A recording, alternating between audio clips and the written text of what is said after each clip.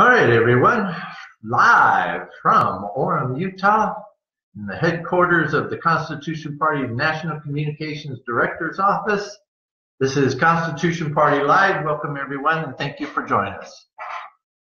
Okay, so I'm going to go ahead and get things started by just talking about, I'm going to start off, I guess, with talking about the past of things that have happened before we started today's events. And I know a lot of people, if you saw the press release on Facebook and the article that I wrote on that, you're going to want to be having a conversation on that, and I'll get to it.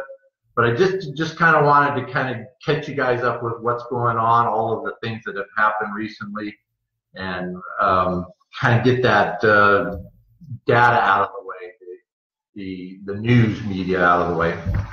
So we're going to start talking about we'll start with the national committee meeting that we had in October in Pittsburgh. I just kind of want to give you just a general overview of what happened, the events that occurred there, and the outcomes of that. So the Friday session started off with me talking about Vision 2020.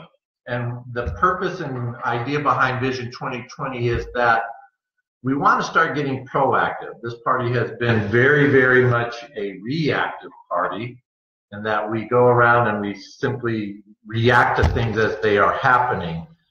And we're trying to change that. We're trying to get this so that we're going to be proactive, put something in place now so that in 2020, when the presidential elections come out, we're going to be set up for that. We're going to already have everything in place. So the Vision 2020 idea is, what do we have to do? What are the things what do we have to look like in 2020? How do you see us looking? What would be the great scenario, realistically good scenario for us in 2020 that we would make a very good push at that point? And so you start off with that idea of, okay, here's where we want to go. This is what we want it to look like in 2020. And then what do we have to do to get there? What are the steps we do there? All big corporations do this. They have their 5-year plan, 3-year plans, and all successful organizations do this. Set up a plan, work the plan, set up your goals to work the plan, and then divide it up. Just simply go, okay, what do we have to do next year? What do we have to do in 3 years? What do we have to do in 5 years? So Vision 2020 was about that. And if anybody has not seen anything on that yet, and you want to contribute, it's very easy. Just go to the official group site and get on there. You'll see a post that I placed on there, and add your 2 cents worth of where do you think this party should be in 2020, and what are the things that we should be doing to get there. But we're about ready to roll that out. That's something that probably within the next 2 to 3 weeks, I'm going to present that to the National Executive Committee to say, okay, here's what the input is, and look to them to start putting out a vision for that. And one of the things that came out of this too is just, what is the role of national on this? It makes sense. It just makes sense. And because of national having that national presence all throughout the country, that they should be able to say a vision that would fit all 50 states. That this as a party and as an organization that would do the benefit to the most people at the most time and get the best bang for buck, and then use the resources that a national organization brings. This is why you do things this way. This is why we don't have just state organizations and no national organization at all, is that potential to tap into a national market and create those kind of things that happen in a national market, the resources that everybody benefits from.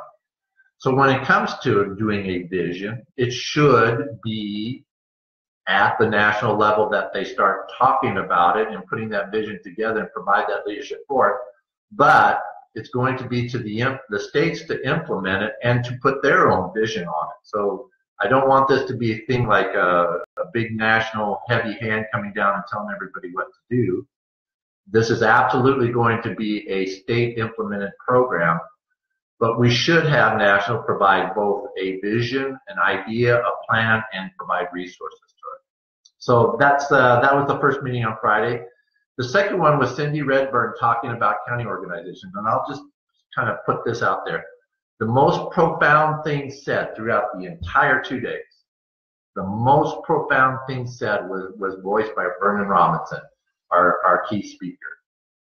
And what he said, it just absolutely floored me. I went like, wow, this guy really gets it. His words were, and I'm paraphrasing, was, unless you have active and vibrant county organizations, you are not a political party, you are a political concept. And it was just like, wow, that is exactly it. So Cindy talked about county organizations, and this was part of a program, again, that we will be rolling out very, very soon. We call it County by County, and the idea is to go local. Let's create a plan and an organization and a setup to allow our counties to thrive and prosper.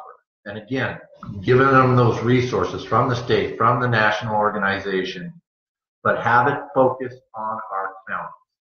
And very soon, probably within the next 3 to 4 weeks, you're going to be seeing a program roll out called County by County. And it's our way of strengthening our county organizations in each state. And we're going to go to the state chairs of the state committees on this, give them the plan, give them the resources, and help them implement it. And you're going to see something very soon on that. The other things that came out of National Committee that I thought was, and if anybody there, if you want to post on here something that if I forget, just let me know and I'll bring it up. I'm just kind of going through it really quick of the highlights. I don't want to go over everything that was covered. The 2 key speakers, of course, were Vernon Robinson and Joe Little, talking about their events. Vernon Robinson, again, was very good. He talked about fundraising, using direct marketing, email systems, basically having the resources to go out there and do effective fundraising on a larger scale. Everything we have been doing up to this point has been very small, really, really tiny, minimalist type of efforts. And we need to start ramping that up if we want to be taken seriously, if we want to be promoting ourselves on a national basis. We have to start looking at those big picture kind of marketing, fundraising activities that are going to do that. So he talked about how he did it, how he set that up, and I think it's a plan that we can implement. It's going to take some work. It's going to take a lot of work to get this going, to go out there. You just can't go from,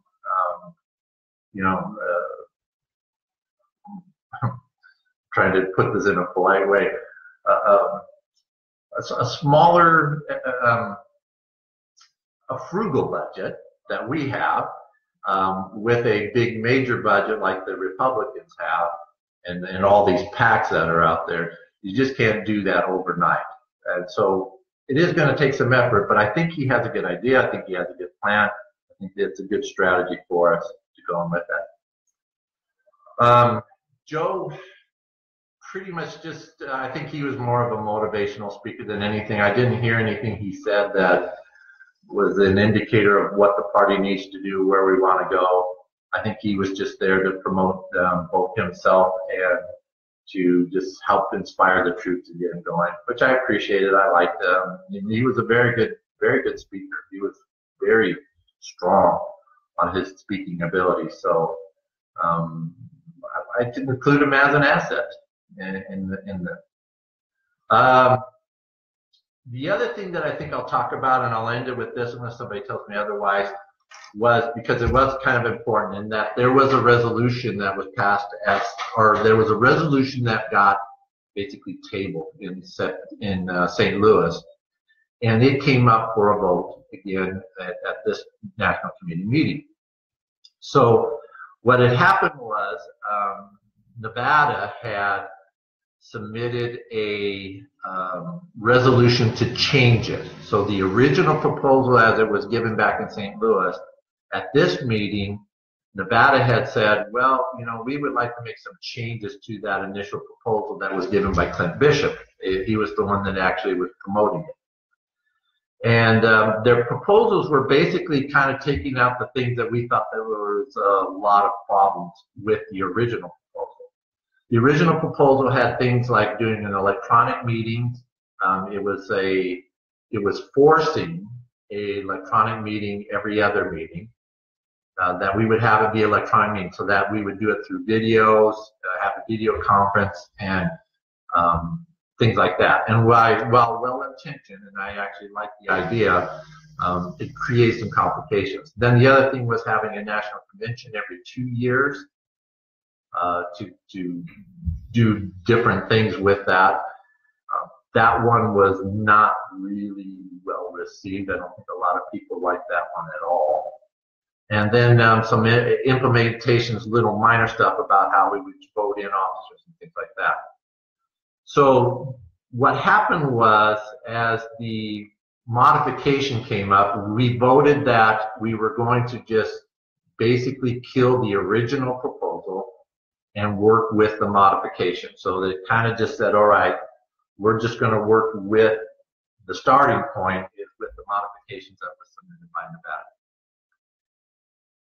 From that, it came out that, one, we can have a video conference, an electronics conference at any time. There is not something that requires a special meeting or anything like that. All we have to do is vote on it. It's just as simple as that. So rather than have one forced on us, we decided that we would just basically keep the bylaws as they were, and that we would vote on whether or not to have meetings via electronic means. So at the spring of 2017 National Committee meeting, that is something that's going to come up. Do we want to have the next meeting in the fall to be a video conference type of meeting, or do we want to have a regular meeting? But I thought, at least me personally, I felt it was really important that we always give that decision up to the National Committee people. If you guys want to get together, if that's important that we physically get together at a place and meet, let's do that. But at the same time, I see the advantages, especially economically, of having a video type of conference. But let's make it a choice. Let's don't force people to do it. On the National Convention, we decided that we would just keep it the same. The change that came out of that is that, let me back that up too, because what came up out of that too is we can hold a National Convention at any time. The current bylaws do not restrict us to having a National Convention in 2020. We can have it in 2019 if we want. The bylaws do not say you can't do that.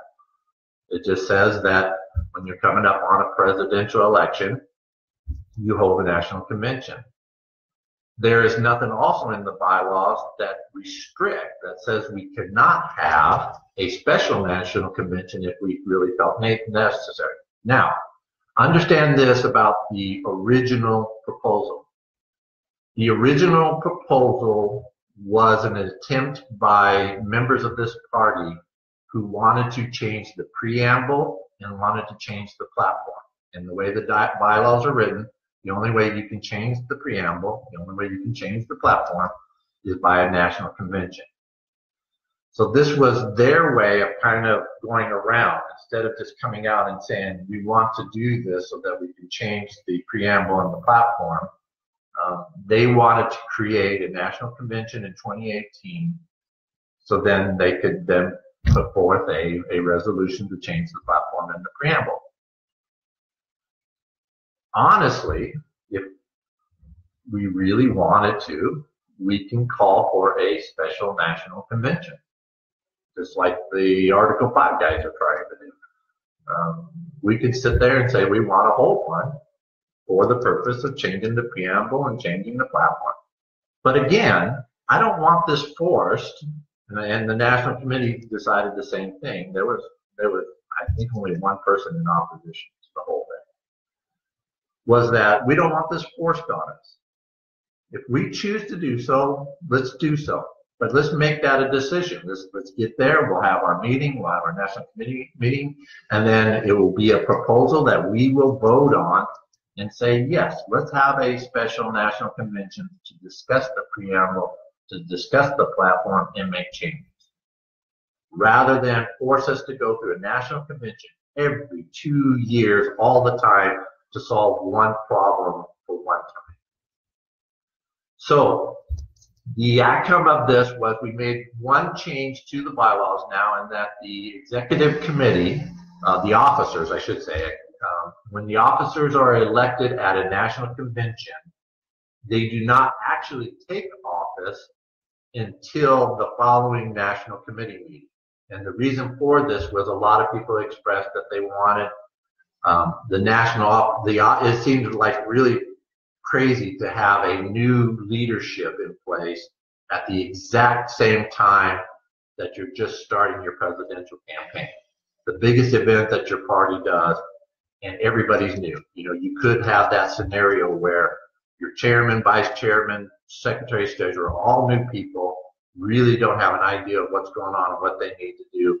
And immediately, the first day one, they are thrown into a presidential election and trying to maneuver and run it. So the idea was, let's postpone that to the next national committee meeting, and then that way the old staff can run through the presidential election, get through that, and by the time that the new guys come on board, the election will be pretty much, you know, this is going to be in the October, November time frame, so the election is going to be pretty much winding up and done, and they can take over with knowing again that they're going to be taking over, they'll be there involved with it. And so that the time they take the reins, they got now another 3-4 years to start preparing for the next presidential election. So those were basically the highlights out of the national. Oh, I forgot. There was another really big one, and that is North Carolina. North Carolina was able to pass ballot and access laws that dramatically, I mean dramatically, reduced their ballot access. And the big thing that came out of that, we're going to have video recordings of the National Committee and all the talks that were given. But the thing that you have to kind of get out of that and understand was we need to repeat that over and over again. And I talked to the state chairs and the guys that were involved with that. And I want to work with them for creating the processes. What were the processes you guys did to get this passed? Because we need to repeat that in each and every state. These ballot access laws are just ridiculous. They are absolutely ridiculous with the numbers that they want people to achieve. And all we're asking for is just make it realistic. Make it something that is achievable. We don't want, and I'm with everyone, that we just don't want some guy with a tinfoil hat, you know, being on the ballot. We have, you know, 800 names on there because each Tom, Dick, and Harry, and Jane, and Sally wanted to be on the ballot so that they could be famous.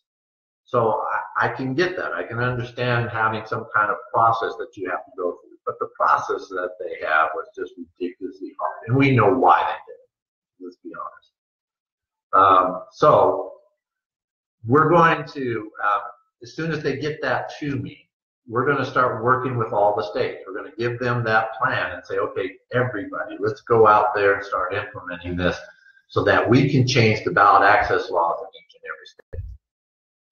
All right, so that is it for the National Committee meeting. I spoke about North Carolina, which was the other big thing that I wanted to talk about. So now I'll get into probably the thing that most people here would probably want me to talk about. And that is Judge Roy Moore.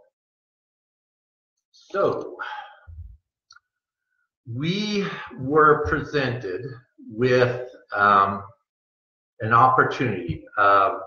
Here's how it came to us. This is why this is the National Executive Committee of why it came up for discussion, why it came up for a vote, and why we decided to take action on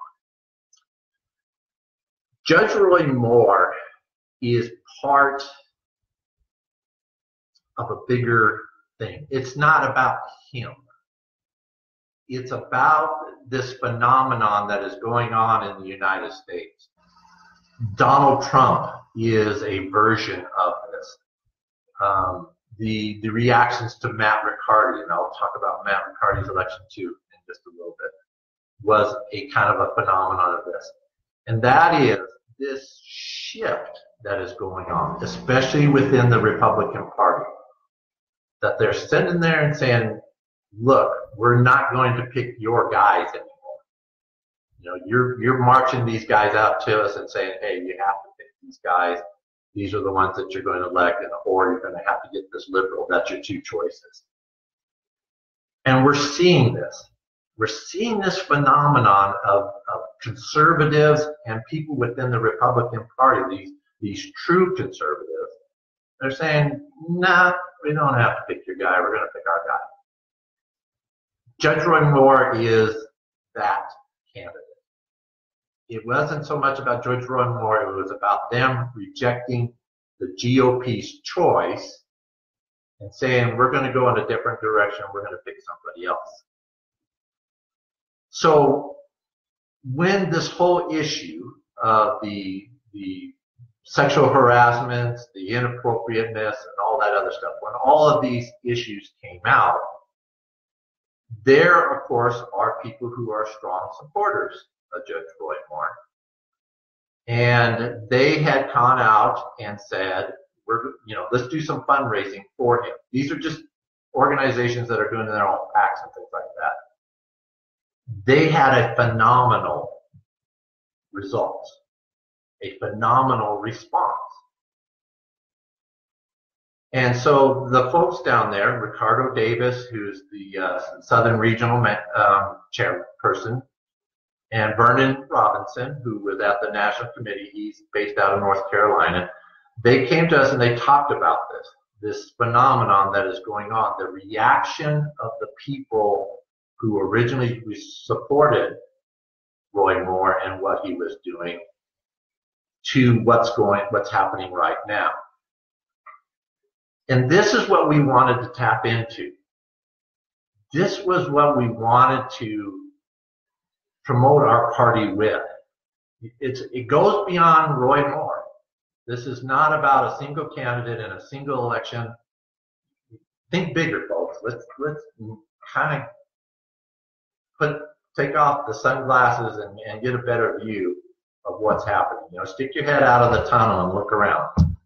There's a phenomenon that is occurring here. When I first talked to the Constitution Party about the three pillars, I spoke about that. I called it a political population shift. It's when the population shifts and the existing infrastructure of government, parties, and organizations fail to follow along with it because they're stuck in their ways. We're in charge. We're running things. We're in control. And they force everybody. They say, you have to do things our way. And the population shifts. It moves over and says, no, we don't. We're not going to do that. This has happened before. It will happen again. It is happening now. And the party that takes advantage of that population shift has always become the party in power. It always becomes the next big party. We see that. This is a manifestation of that. And that is why we kind of took this exceptional effort. So I wrote an article that talked about it, but I want to answer to your questions about why we made this decision, what this is all about. The GOP made a fatal mistake, and they did what I predicted would happen with the population shift, with this political population shift. They don't go and say, oh, hey, everybody, it looks like you're going in a different direction than we want to. I think it's good for us to follow you. You're the people, you have the power. Let's go along with you. No, they didn't do that. They never do. Again, I predicted this last December. This is what's going to happen. They sit there and say, how dare you? How dare you? We told you who to vote for, and you didn't vote for them. We told you the way to go, and you didn't go that way. Oh, we're not going to have that. Well, no, that's not going to happen. We thought it was kind of funny. I mean, this is the Republican Party, folks. Democrats and Republicans share one thing that both parties do very well, and that is defend their corrupt politicians. These guys will go to any length in any way, and they stay in there and say, oh, no, he's innocent. No, that's wrong. This is a smear job. Oh, no, he didn't do all that. They go to the nth degree to the point that everybody else says, yeah, that guy's guilty, man, and back him up. Yet what happened? What happened in this election? As soon as the accusations were made, the GOP immediately, now think about this, immediately dropped him. All of the, we cannot endorse him, we cannot support him, we can't do this. All of them got in line. All of them marched step into the same story. He's guilty. We can't have it. Don't you kind of find that funny? Yeah. They weren't that active when Nixon was around. They weren't that active when just about every corrupt Republican that's ever, that's in jail right now. They were not so quick for that. Why were they so quick? And look at the article itself. I brought this out about the Washington Post. It is the Washington Post. That right there says, hey, radar should be on. There should be some skepticism. Maybe they're telling the truth. I don't know. We don't know. But because it is the Washington Post, they deserve to be skeptical. We should be skeptical about their motives, about what they're doing, and why they're doing it. We should be skeptical about the timing of this. And for me, having worked in politics, knowing the things that I know and the things that political parties do, I know that, and again, I don't want to go down a certain road, but if there is any dirt, that's found early. There's a thing called opposition research, which is back to something that I used to do. That was when I first got involved in politics as a political consultant strategist. That was something that we did, and we were actually pretty good at it. And that is opposition research. And what you do is you look for dirt. You go look. And you go out and you're very active in trying to find it. You do internet searches, you do background checks, you go out and, okay, where did you live? Where did you work? Who are you with? What kind of things have you done as a political candidate, if you're an incumbent, things like that. And it's very in-depth. These are like this thick on that. I know one was done, and it was done before the primary. Okay, the story then just, we didn't even, we weren't paying attention to the primaries. We just happened to show up when the Senate race came out, and it's now between a Republican and a Democrat, not two Republicans. It's just coincidence that we went there, we sent our reporters there to cover it, and then, we heard these stories. Oh, okay, well now let's go investigate them. I'm having issues with that. But that's not the issue. I expect that out of the Washington Post. We expect that out of the Washington Post. My thing was the Republican Party, the GOP. Why were they so fast? It was instantaneous. They didn't wait. They didn't try to defend him. It was instantaneous. Oh, he's guilty. He's got to go.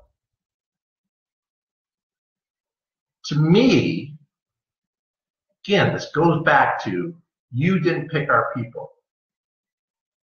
I feel that the Republican Party wanted to punish the Republicans. not the voters, the Republicans of Alabama. How dare you? This is what you get when you don't do things our way. This is what you get when you elect candidates that don't play ball. I really do believe that if Donald Trump wasn't who he was and had the money that he has, they would have done something very equivalent to him. Because I've seen this before. This punishment for not voting the way we want you to vote. We make you pay for doing that. So this became our issue. Is for us, it was a thing of, we have these Republicans out there, these conservatives. They voted for the guy. Like him or hate him, that's up to you. And if you, again, it's not an issue of whether he's guilty or innocent or whether you think he's guilty or innocent. It was that the voters elected him. In the primaries, they made their voices heard. They went to the ballot box. They made their decisions. And they said, we want this guy. This is our guy. And the GOP, by their actions, have demonstrated that they do not accept that. That creates a scenario where people who are now looking at the GOP and they're starting to say, wait a second, maybe something's wrong. The fundraising results that have been done by these other organizations indicated that was a very significant number of people. So we had this situation where the Constitution Party of Alabama had already endorsed Judge Roy Moore. I have gone on record with Constitution Party Talk Radio and spoke about how I was opposed to that, why I thought that was a bad idea, and I still say that. We do not endorse other parties' candidates, not officially. If you want to do it on your own, that's fine, but we don't do it. Nevertheless, they had decided to do so. For reasons that they felt that this was the right guy. This was a constitutionally conservative candidate. So we saw this in that, okay, kind of the cat's out of the bag, right? They've already did it. But here was the situation. The RNC has said that they do no longer endorse Judge Roy Moore. As far as we were concerned, he's an independent candidate. The party that he affiliated with has said he's not ours. He's a man without a country. So it became a scenario, and again, this just is a very unique thing. Don't look at this as being that we're going to do this all the time. I absolutely guarantee you and promise you I will be the first person standing up screaming no, no, no when it comes to endorsing other party candidates. But this unique situation where the party that the candidate had affiliated himself with had disavowed him, had rejected him, had turned him down, said this guy is guilty, and thrown him out. It created now the situation where we could appeal to the voters who voted to him and talk to them about what the Constitution Party is all about. Now, as we stated in our press release and as I stated in my article, and if you, again, I'm going to do the selfless plug thing. If you guys want to do listen to Constitution Party Talk Radio, I will bring this subject up in more detail and let you actually talk to me about it. But we are neither saying Roy Moore is guilty, and we are not saying that Roy Moore is innocent. What we are saying is there has not been enough time. These things take time. You have to go to the accusers. You have to find out what's their motive, what happened, why are they doing this? Is it because it really did happen, or is there other things that are going on? You have to find people who can refute some of the testimony. And just recently, within the last couple of days, there have been people who have been coming out and refuting this. They're saying, no, this did not happen. The mall incident. The mall manager has came out and said, no, that didn't happen. Okay, who do you want to believe? That's up to you. But because time has came by, this individual now was found, he was questioned, and he said, no, it never happened. That's why you have to give it time. And that's all we're saying, is you launched it, a week later, he's guilty, that's it, it's over, it's done, he's dead, that's dead, too bad. Why? Because there was more than one. All right, let me give you some numbers. State of Alabama has 4.8 million people. That's a lot of people.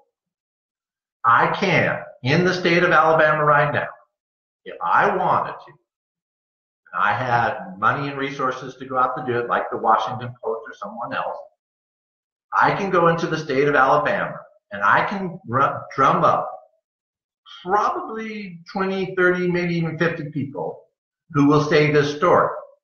Judge Roy Moore came down in an alien spacecraft, kidnapped me, abducted me, took me up there into a spaceship, and created unspeakable acts and probed the pump. I can find that because out of 4.8 million people, I can find 50 people who would almost say anything. So numbers necessarily are not evidence. It can, they should be considered, it should be taken into, but simply because of what you're dealing with, 4.8 million people, in and of itself, does not constitute solid evidence. All it constitutes is that 8 people stood up and made accusation. We are not refuting that. I am not now saying that these people are liars, that the accusations are wrong, or anything like that. All we are saying is he deserves more time. When they pulled the funding, when the RNC pulled the funding, when they pulled their backing, when they made threats that says, hey, if you see him, we're going to take him out. They're trying to manipulate the election. And that's what we are opposed to. The people of Alabama have the right to make their own decision. Roy Moore should have the ability that he would have had these accusations not been made to get his story out, to allow the people of Alabama the time to make it. And we don't know what they're going to decide until Election Day. If he gets elected, he gets elected. If he doesn't, he doesn't. That's not our stake. That's not what this is all about. Our stake is to have a fair election in this, to give Roy Moore the opportunity to defend himself and to show that the Republican Party did not. That's what this is all about. We're not making any statement about Roy Moore's guilt. We're not making any statement about his innocence. We're not making any statement about the accusation. All we are saying is give the man a chance to defend himself. Give the man time to do a campaign like it normally would, and let the voters decide based upon the evidence and the information that they have on Election Day when they vote. That's it. So I hope I kind of explained that. I went into probably a lot more detail than you guys ever wanted, but I saw comments on Facebook that kind of got me thinking that maybe a really quick one wouldn't work. So the last couple of things that I want to talk about now, and then I'll get to your questions really quick, is Matt Riccardi's campaign. The results were, I don't want to say disappointing, I'm going to say surprising. Pretty much because every indicator we had received up until that point was that the numbers were going to be much larger. we were seeing things about Matt and his campaigning. You saw the videos of him out there and the people that were seeing him, the responses that he was getting when he was going out there. That would indicate that we would have gotten a lot bigger vote than what we did. But having said that, the numbers are the numbers. If somebody wants to do something about it, I think there's actually some individuals out there that are looking into it. That's fine. But I want to just congratulate Matt for running an incredibly good campaign. He did so much good for our party in New Jersey, for promoting the cause, for letting people know about who and what we are. My hat's off to you, Matt. You did a great job. The results of the election, I don't think, are indicative of the results that were made, of the progress that was made. And so we need to build. We need to build on New Jersey, on what he started, and we need to start working on building something up again, of taking this to the next level and start taking those gains that we made, use those people that came along and followed Matt and said, the fight's not over, let's keep it up, especially in New Jersey, because they just went from corrupt to incredibly, exorbitantly way out there corrupt. They're going to go into new levels of madness. It's the only thing I can say for that with this election. But that's good. That is good for us. Misery creates change. And the voters of New Jersey just heaped upon themselves a lot of misery.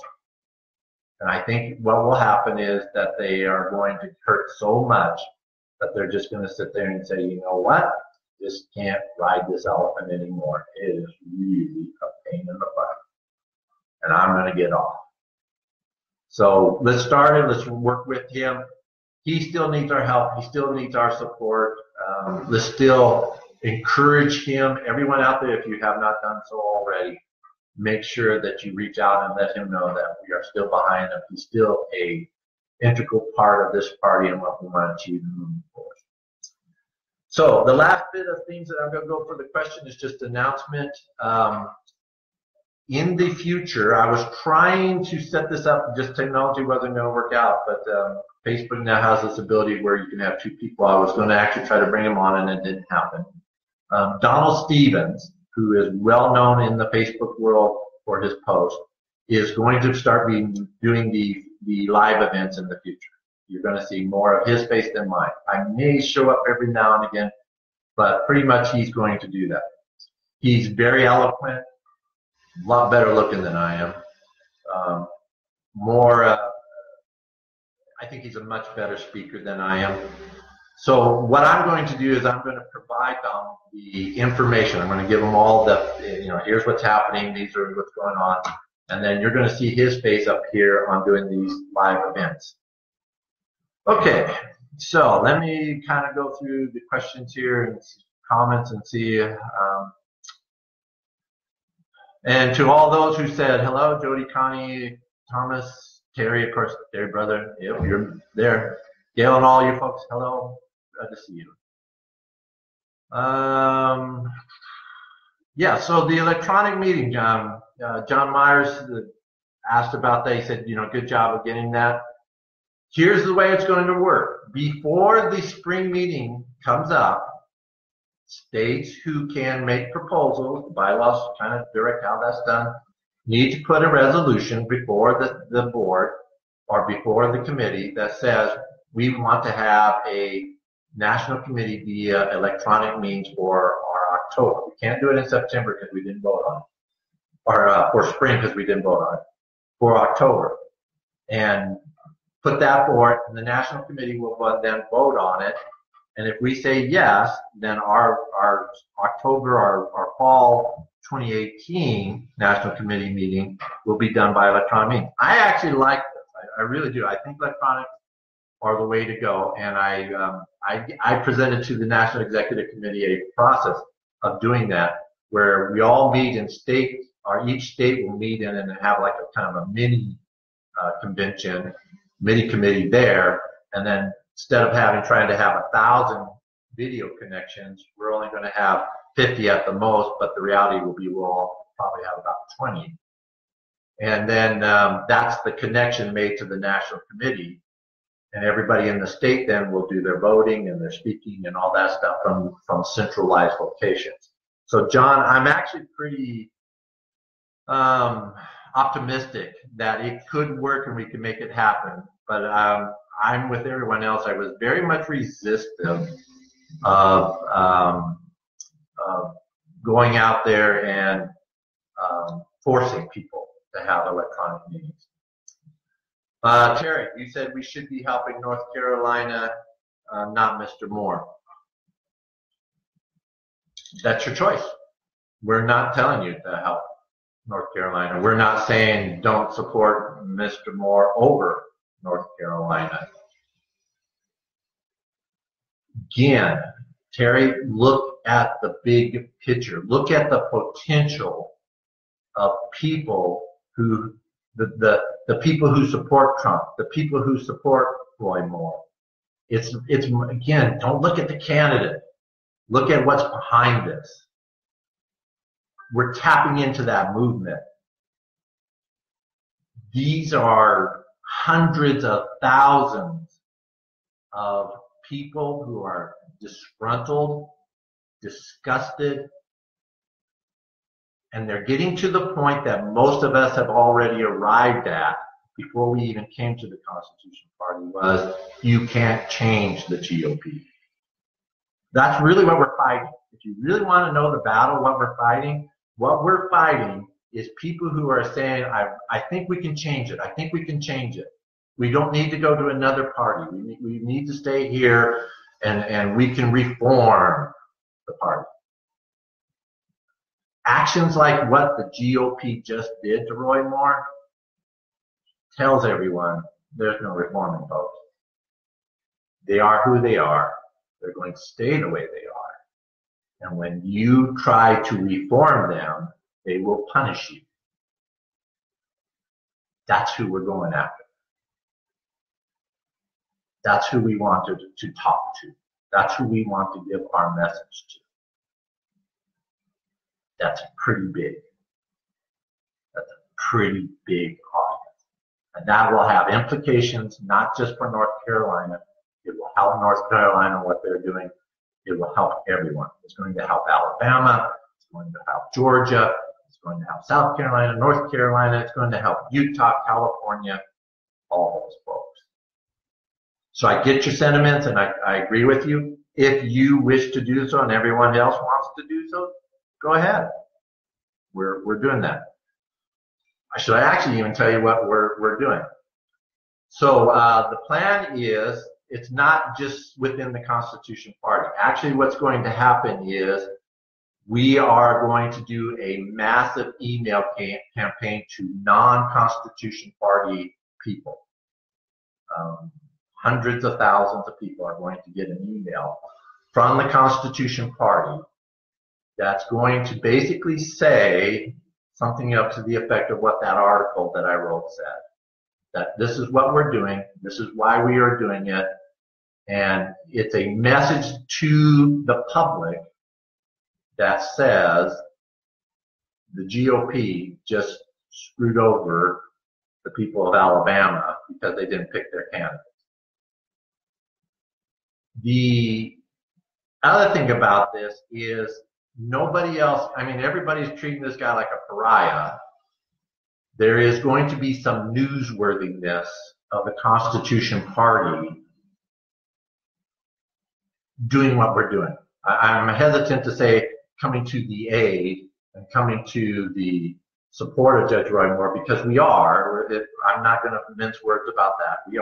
We are supporting him. We are coming to his aid. But, you know, from our point of view, what we're really doing is righting a wrong. But look at this. Look at the opportunity of, think of media people who have supported him, who still support him. Big names, big organizations, big.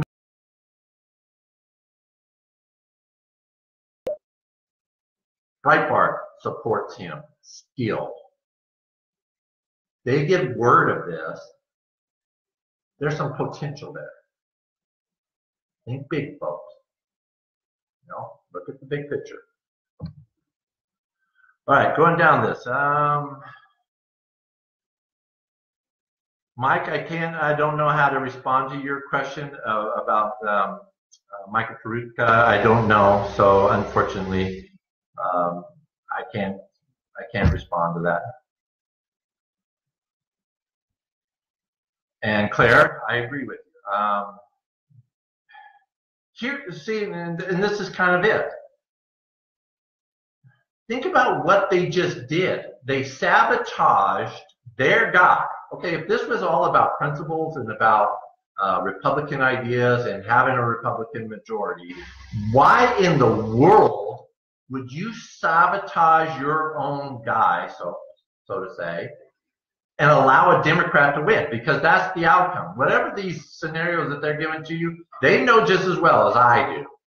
They're not going to work.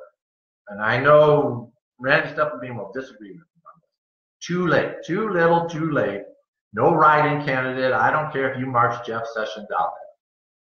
He's not going to win. It is too little, too late. They knew what they were doing. They were saying it is okay to have a Democrat elected to keep Roy Moore out. Think about that. The implications of what that means about the Republican Party, or what they really stand for. If there's never been a bigger message of this lesser of two evils, and that both of them are evil, this is it. This is saying we don't really care, guys. We really don't. Democrat, Republican, it doesn't matter. Just do what we tell you. And that's our message. That's what we're telling everyone. Let's see, going on. I'm trying to just move through this. Justin, I kind of agree with you. What happens if he wins? Just saying. What happens if he wins? What if something happens? Again, we approach this from we haven't given him enough time. Things are starting to come out even now. What happens, just for instance, that they are able to disprove things, that they find something? We don't know. I mean, you want to declare him guilty? Go ahead. I personally am, and I'm just going to, me personally, I'll talk about this on the show. Me personally, I am right in the middle. I cannot say he's guilty and I cannot say he's innocent. I really don't know. There is things on both sides right now for me that make that an issue. But here's where I stand on it. The man has not had enough time to defend himself. Give him enough time. If on election day, if time goes on, and there is some kind of evidence that comes out one way, or if there's not, let's just say that nothing ever comes out of this and we're just stuck with what we're stuck with. Okay, let's make our decision then based upon that. But I would like to just at least offer him the opportunity. I think he's earned it and deserves it. To give him the opportunity to defend it. And he wasn't offered that. He wasn't given that. Okay, John. So what happens? Let's take then the bad case scenario. Let us say that then something comes forward, just some big evidence comes out that says that he is proven guilty. What is that for the Constitution Party? Well, we have made it very clear. In fact, just here's how it goes. We believe in honesty, integrity, and accountability in government. And our candidates are going to be held accountable for their actions. If evidence, and this comes with, from here on out, let it be known for this party, any person that is a candidate for this party, if there is evidence, not accusation, evidence to indicate to the degree of the party that your actions, that you did something illegal, immoral, unethical, we will disavow you. If something comes up that does that, we will be the first to come out and say, okay, we now have evidence that says undisputable that he is. We do not believe that that is achieved right now. That was a unanimous decision by all of us, that as of this point, there is not that undisputable evidence that leads one way or the other. There are things that says one thing, there are things that says others. We're not. We were very clear. We do not say he's guilty. We do not say he's innocent. All we say is he was treated unfairly. More importantly, the people of Alabama were treated unfairly. Let me go back to what this is all about. On election day, the people of Alabama choose who they want to be their senator. That choice should be based upon equal information being able to be distributed.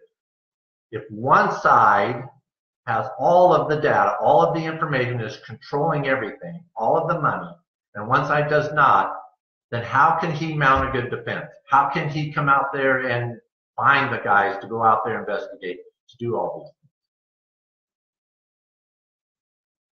This is what we have stood for.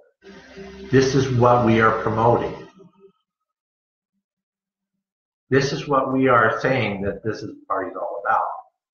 That ability for fairness, for doing the right thing, and that due process, that everybody is eligible to have their day, is all it's about. Again, if he does not win, this is not a loss for the Constitution Party. It is a loss for Roy Moore and I guess the Republicans. Well, no, I guess they would look at it as a win now. So, but it would be a loss for Roy Moore. All we said is we want to give him his day. That's what this is all about. So, if evidence between now and then comes out and it's that way, this whole thing ends immediately. We disavow them. We tell everybody, yep, okay, don't vote for them. You don't like them. And it is what it is. I think we as a party, we should, and then we as an organization, give the man his day. Let the cards come out. We don't know what's going to happen. You know, if anyone here has got that clairvoyance and they can absolutely positively say something, let me know, because you and I are going to start talking about lottery tickets. You know, but as of yet, nobody's had that kind of clairvoyance. We don't know what's going to happen. And we're not saying that we think one or the other is going to happen. And we're not saying as it stands right now, we believe one thing or another. All we are saying, let the man defend himself. Let the voters of Alabama pick based upon the information that they have on the day that they vote. And choose the right person based upon whatever criteria that they want. It is not within the authority of the Republican Party or the media to determine who gets elected. And in this scenario, that's what we're seeing. Okay, so I've answered all your questions, and I've actually talked probably longer than I've ever have on any of these live events. Thank you for hanging in there and going with me. Wednesday, if you want to yell at me and tell me, Gary, how wrong I am, brother, sister, feel free. I'll give you the call-in information. You guys kind of know that. Wednesday, it's at 5:30 Pacific. No, 7:30 Pacific Central Time. So that's, yeah, 5:30 Pacific, 7:30 Central, 8:30 Eastern. Call in. Call me an idiot. Call the National Executive Committee idiots. Say your piece or come in and support us or whatever. But do so if you really feel strongly about that. I think this is a conversation that we should have. If you guys do not like this decision, I'm okay with it. We're okay with it. Don't support this. Don't support him. Don't contribute. Do other things. We're okay with that. That's fine. And I understand, okay, where you're coming from. But I'm just trying to explain the decision that was made, why we did it, because it was so extraordinary. It was an extraordinary circumstances that required an extraordinary decision. And I just at least wanted you to know why and why we did it and what we did, for what reason. And I'll be, again, if you want to continue this conversation, let's do it tomorrow. I'll be there and we can talk about it. All right, thank you very much, everyone. Enjoy your time. I have enjoyed these live events with you and talking to you. I felt that they have been a benefit to the party of communicating. That was the whole idea, because we did a horrible job of communicating to our members. And I'm not saying that people in the past were not doing their job right. It just was I felt like I could do more. And so I think Donald is going to do a great job. I think you guys are going to like him a whole lot better than me. And we've talked about this plan that he has for it, and you're going to like him. I think you're going to like him a lot. All right, everyone, have a great day and go out there and work for us. We've just begun the fight. There are so many good things coming out. Keep with it. Keep the faith, okay? Even if you disagree with us on this, keep the faith. There's a lot of good things coming out. We haven't yet begun to fight. Good night.